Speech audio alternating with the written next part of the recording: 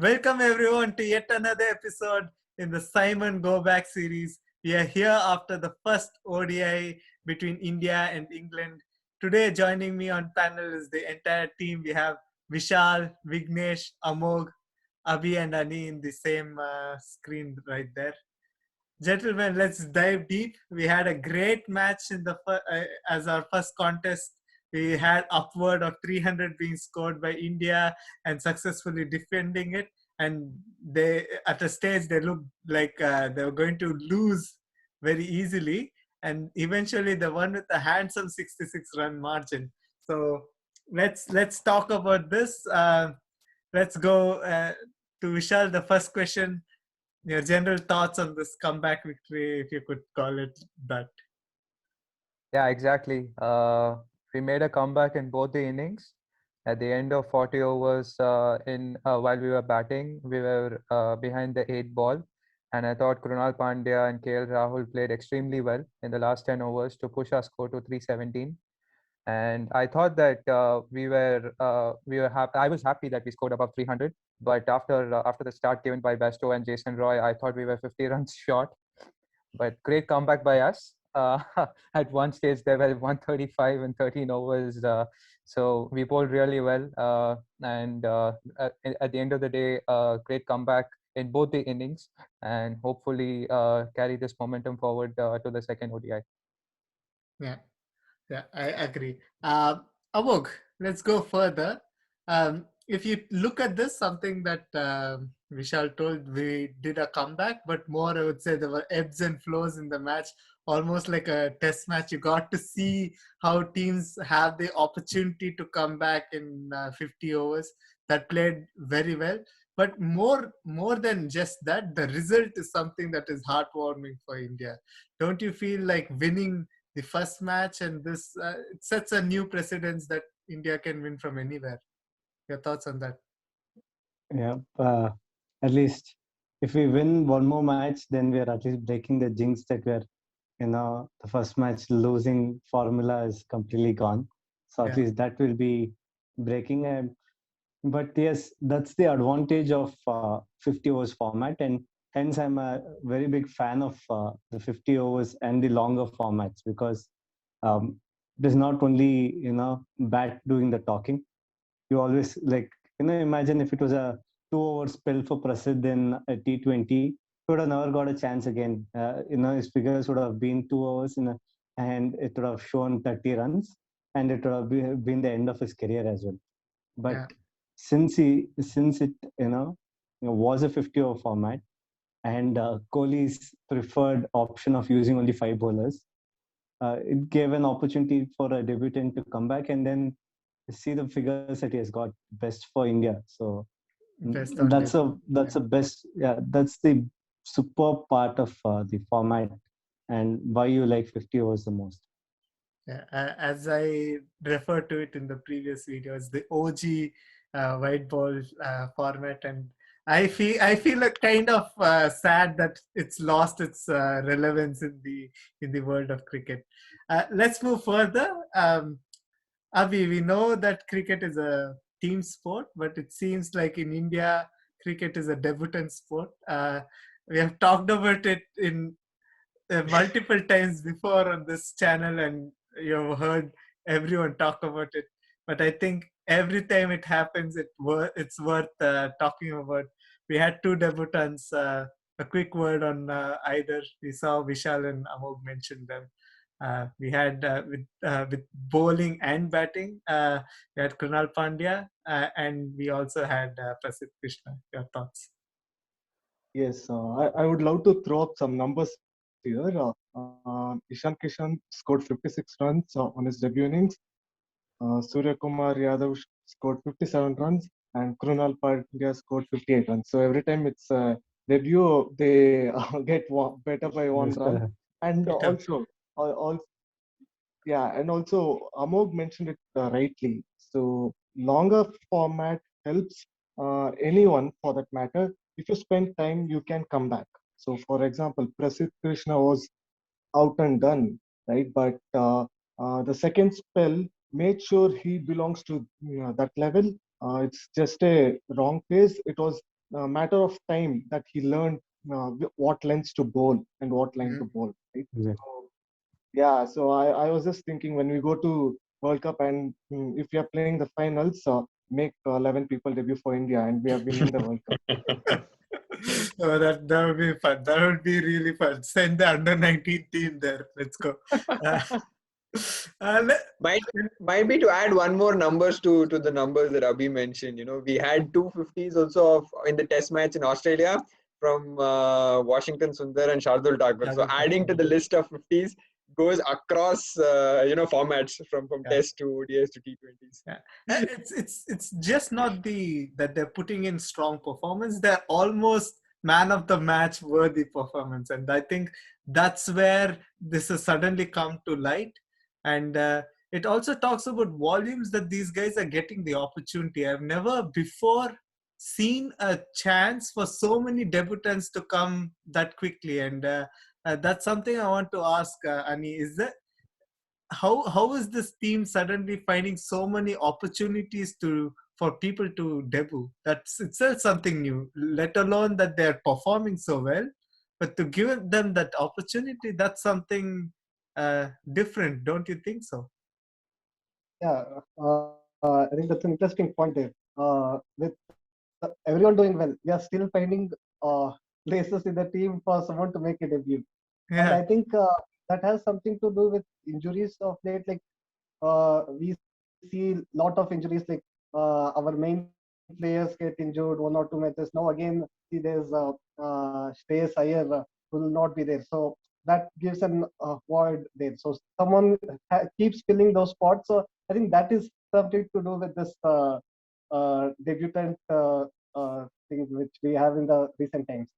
Yeah, it's in general great to see and very good for Indian sport. Maybe we can have a separate session on just this topic on this channel. Let's move further. Let's talk about I would certain. like to I I would like to add a point. Yeah, please go. You know what I would like to say on my observation is, since we are in India, we can see that there's a lot of debutants which are happening for India, and it feels very alarming at the rate it's happening. But if you see across all countries, there are debutants who are playing. Mhm. Except let's say for England, who has a majorly settled side. Uh, you will see even England starting to have a lot of debutants. If you see West Indies had a lot of debutants. Mhm. Australia got these are all people who are going to start filling it. Especially this pandemic has given this ropeway for more debutants to come in into the international format. You had Philip Hughes. Philip Hughes. Philippines to make it in. So there are a lot of people who making it into the circuit. It's just that we are very well aware of India having a Mm. lot of debutants. That's I what I would think like I to say. think the point was before and now, not really between teams. And but your point on pandemic and injuries are very valid. So I take that, and let's dive deeper into the match. I think this is talking about all that's happening out of the cricketing, the actual cricket on the field. So Vignesh, let's start going deeper and let's see how the match progressed. India seems to always have this anti idea that of the power play, that we'll never go high. It just seems that they're used to playing a test match, then they go ODI, and then they go T20. That's like the format they are adopting. What are your thoughts on this? Is this okay? Is this a cause of concern?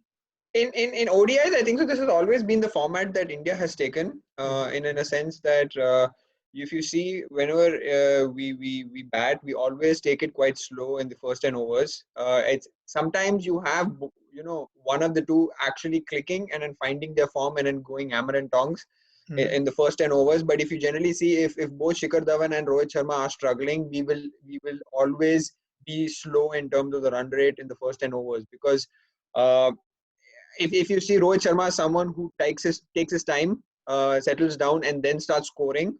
Shikhar Dhawan is someone, if he bats well in the first 10, 12 overs, then he slows down. And then you have the Virat Kohli who then picks up the pace. So given that Shikhar Dhawan hasn't played a lot of cricket, he's been on the sidelines, and warming the benches for quite some time. So him finding his feet in the first 10 overs meant that the first 10 overs were going to be slow. But then they picked up the ante quite well, especially after Rohit Sharma. He was struggling, especially getting hit on his elbow.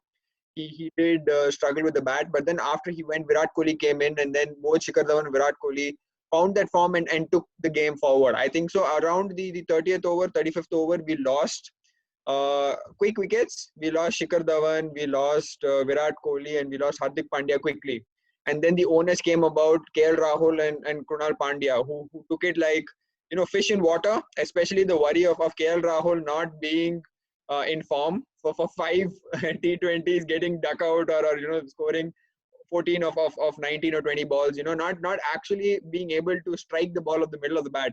He seemed to be like, basically fish in water, middling the ball, timing it, going in all directions with fours and sixes. And then Kunal Pandya was just a magical innings. I think so. His Vijay Hazare form that he was, he was scoring runs for Baroda at will. He just brought that to the Indian team, and he was scoring over here for India.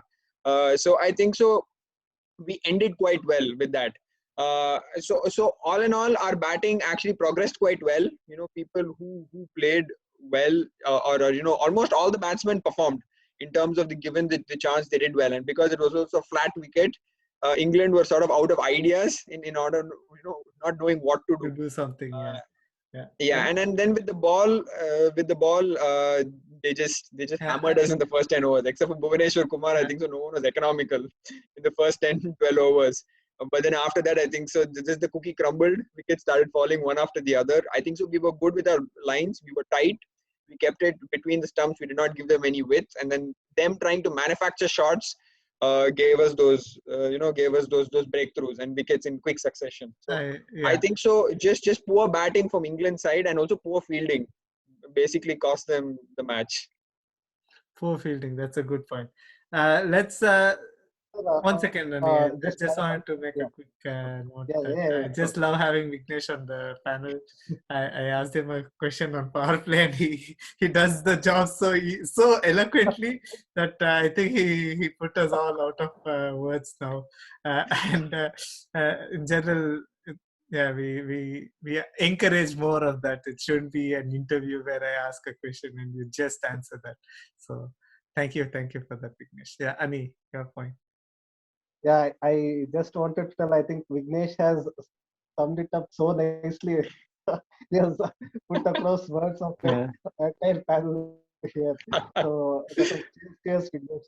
Yeah, just to add a point on Dhawan, like when we are all talking about the debutants, and here is like a old war horse coming back with all his might, and I think it was quite sad that he couldn't get to the century. But I mean, when there were talks of Rahul opening with Rohit, or someone like a Shubman Gill opening, Dhawan should be rested, and all these talks. I think that was a strong statement made by Dhawan there, and it's good to see Dhawan back to form for India as well. So I think it's quite a bit like backseat driving. Us as cricket fans, we are so away from it that we think that we know when the driver should go to third gear, when he should accelerate, but the driver knows best. And I think the Indian cricket team know best what to do, how to proceed, and so we can analyze, but I think there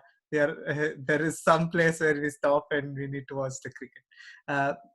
Let's go further, gentlemen, and let's look at certain key performances. We did talk about debutants, but I would still like to ask in general, Krunal Pandya, what were your first thoughts about that, Vishal? Yes, so great performance by Krunal Pandya, like replacement for Jadeja. And the way he played, again, it looked as if he had played around 25 ODIs for the country. And I would like to again emphasize the point that I made a couple of videos ago. We should give a lot of credit to how the IPL and the domestic first-class structure is in place in India. we will have a lot of players coming in and performing for us. The bench strength is one of the best that we have, and at the moment we have 2 to 3 players for one position. So again, coming to Krunal Pandya, the exposure that he's had with the IPL and performing for India A, gaining exposure by playing in different countries, this has helped him. And the transition that he has to make from IPL or India A tours is not that much when it comes to international cricket. And this has played a huge role in him performing like this. And we will see more and more players coming in and uh, performing in their first game or second game because they're just ready for international cricket. Yeah. That's a good summary of what Krunal Pandya did, and it's nice to see that we have people who can replace somebody as legendary as Ravindra Jadeja. That we have a like for like replacement for him in Test, and we now have someone similar in in ODI. That's great. But that Maybe also just to add, maybe if we have like for like with the bat and the ball, but I think so no one can replace Jadeja on the field. That's true. Surya Kumar Yadav is taking all those catches. I think he'll get Possibly, yeah. Anyway, let's move further. Amog, I just felt that India were rusty in ODI. They were too full or too short initially. What do you think changed around that 15th over mark? Is it just getting those wickets? Does that give you that confidence, or did the ball start behaving differently? What happened there? How did India suddenly start doing so well? Amol? This is one thing which I'm also lost for words. Like Virat Kohli said, put it very well. He said it was a very sweet victory. I think this is one of the most sweetest victory I've seen in ODI. I mean, just think about it: 15 odd overs, no wicket, and you're already covered. It's less than a runner ball, less than a runner ball with 10 wickets in hand. It's 9.9 out of 10 times you're winning that match. So Exactly. it's just bizarre. One thing's for sure: this will never happen again. So you just just accept that this was like one of a rare blip that happened from England, and just accept this victory. That's it. I cannot say what we did right or something. It's just one Okay. of those braid fed moments. That's it. It's okay. I mean, every team has gone through this. As long as it happens to England and not India, I'm also happy. Yeah, exactly. That's it. Let's Yeah, proceed if I towards the. can add one point, sorry, Akshar, No, if I can add one point. Yeah, I think England are missing Joe Root in the series because he acts as a glue for their batting. So they have a lot of players who can hit from ball one, and Joe Root is sort of a person who rotates the strike during the middle overs and still scores as a strike rate of 100. So if you see in the batting order without Joe Root, they are a side who can attack from ball one but can also lose their wickets. So yeah, and Owen Morgan is also not in form for them. Like starting from the T20 series and in the first ODI, he looks as if he's short on runs and short on confidence. So that's a huge blow for England. So what looked like a promising tour, starting from Sri Lanka winning 2-0 and winning the first Test match, it's sort of gone in a downward spiral for them, and they need to do something about it. Yeah, I think Chris Silverwood is now scratching his head. But yeah, the comment that I usually make in such scenarios is there are too many sailors and no anchor. So that's really where they are in. And yeah, I'm sure they will figure something out. They're a champion team, and this is their format. They're the retaining world champions. Remember, so let's not take them lightly too. I think we have pretty much covered most of the things. There are still a couple of questions that I will ask. Abhi, in general, your thoughts on Kuldeep there in this team, his bowling figures, and yeah, he seemed still quite out of sorts initially, and then got a bit better. Yes, yes, that's right. But it was more to do with the top order, how England started, right? So there was no it was obviously when other bowlers are giving away runs, you can't get a bowler who is not that confident to do perform well. And at the other end, the other spinner was making his debut. So it was tough call for Kuldeep, but probably he taking the catch of Bairstow made him world of good. I felt he bowled better after that because you need something, some factor to push you, and maybe that catch turned, and he was better after that. The lens which he bowled was better after Mhm, that. So mhm. probably this is I loved the combination having. Left arm spinner and then Yeah, a Chinaman. yeah. So, which is a rare thing to see these days. So, I loved it. One more point which I wanted to make was about India, England, and Pune. There's some kind of history. Last time we were chasing 70 odd for five, and then we chased 350. This time, when you write off India, we win in Pune against England. Yeah, yeah. I think at Yeah, some it's a nice. point, yeah, at some point we always pull our socks up, as they say. A last point on this match. There was a gentleman who bowled only 6 overs. He still got 3 wickets in Shardul Thakur. He just has a knack of coming there picking wickets. It's uncanny. He got at a point he looked like he was going to get Owen Morgan every single delivery. He got his wicket, then he got 2 more. It just changed the match right there, and I think those 2 overs really defined India's comeback. Um, yeah, so Absolutely, absolutely. yeah. Let's go further. Let's don the hat of the Indian cricket team selectors, um, and I'm going to pose certain questions to you, gentlemen, more directed, let's say.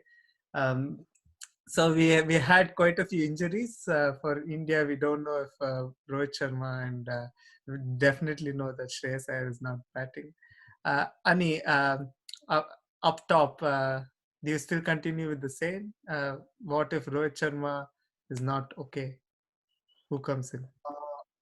See, I would want Rahul to open, but it's kind of a settled side with Rahul getting back with 50 in the previous match. It is quite unlikely that his place would be changed. But I would want Rishabh Pant to be in the team. So somewhere if Rahul could open and we have Surya Kumar Yadav in the middle. Okay, so Rahul opens and Rishabh comes in. Uh, Vignesh, then if that is so, who keeps for you? If, does Rishabh Pant come in as a keeper? Then Rahul shuffles. Does he lose both the role of playing middle order and keeping? No, for me, I would not play Rishabh Pant because I think so. He's had a long season. I think so. He's played a lot of games. I think so. It's good for him also to rest because back-to-back games are not easy on the body. While he's still young, it is still tough on the body with being in the bio bubble.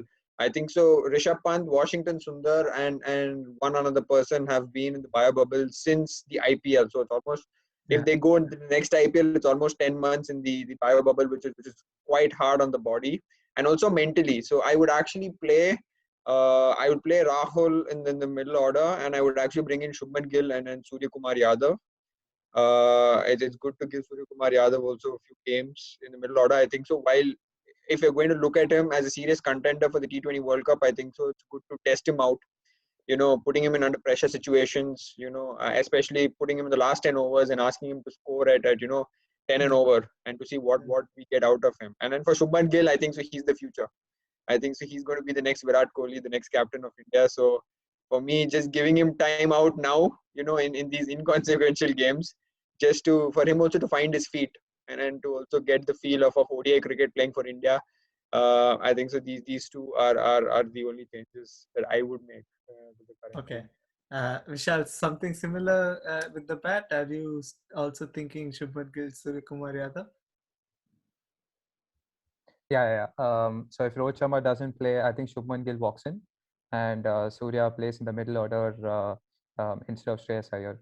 So somewhat similar to what Vicky just now mentioned.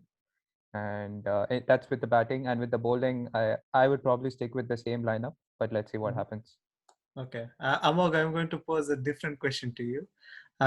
He Vishal says that he would still like the same bowling lineup, but we still have some talent waiting there. Yuzvendra Chahal would like a game. We have Mohammad Siraj would also try and do something, and T. Natarajan. Would you see that liking to employ their usage into the team to see what other combinations we can try? I don't think any change will happen in the second ODI, though I would definitely want Chahal instead of Kuldeep. I mean, I liked what Abhi said. Yes, that was nice to see a Chinaman and a left arm off break there, orthodox. But boy, he was really pathetic. I mean, that was downright average bowling right there. I can't even. He literally single-handedly lost us the match. Is how I was feeling. He was bowling, very average. I can't put it in any lesser sense than that. Okay. So I wouldn't want to give him one more chance. I mean, let him prove in IPL and let's see. This should be the last of Kuldeep. In batting, I don't think again if Rohit is fit, he should just play. And Sky will definitely replace Shreyas. Okay, that's interesting. Abhi, do you have any thoughts on the team? How would you change, if anything? I don't have any points because everyone has covered every single slot which might be available. But I wouldn't change the bowling combination. I would still go with this because you have to give them the confidence. We have won a game which we were supposed to lose. So give that confidence to the bowlers. Go with Yeah, another game. they literally won us the game. Let's be honest. They made it look that it is Ex- easily changeable. They Except for also made Kuldeep. it look one-sided in the end. Sorry. Except for Kuldeep. I'll rest my case saying except for Kuldeep. Yeah, Might be a little slack for Kuldeep because he's only played 2 ODIs in the last nine I 10 months. I don't So a think you little can bit of give slack. slack to anybody, but yeah, I understand. One off game is fine, but it seems Yeah, but every single match is struggling to find his footing. I hope. I hope he shuts my mouth and he gets some 2-3 wickets in the next match if he's given a chance. But if he's rested, I'm not at all disappointed. I would, Okay, so that you heard it all here, gentlemen. I think we covered a lot of topics here. Before I give the final statements, let's go to Avi. Yeah. Yes, so now we are eagerly waiting for Virat's 71st run. Okay, so here's some numbers which I wanted to show. I mean, the class of the player, he scored 50 odd runs, but his average dropped by 2 points. So his average was 59.31 and it dropped to 59.29. So that shows the class of the player and that shows the expectation we have on him. So hope he scores at 71st ton. It's been more than 500 days since he scored that. Yeah. So we hope he scored it in the second ODI. It's I remember as a child hearing such stats for Sachin Tendulkar, and you're like, oh man, what's happening for a year? He's not scored a century, and it augurs crazy for, especially as a fan of Virat Kohli, that we are actually here talking of counting days at which he has not scored a ton. I'm sure it's not too far away. That's what makes them champions. I think with that we can end today's program. Thank you for watching, and thank you, gentlemen, for joining me on this panel. After the second ODI tomorrow, we will have a similar talk. Let's see there, and I'm sure by then India would have already clinched the series 2-0. Bye.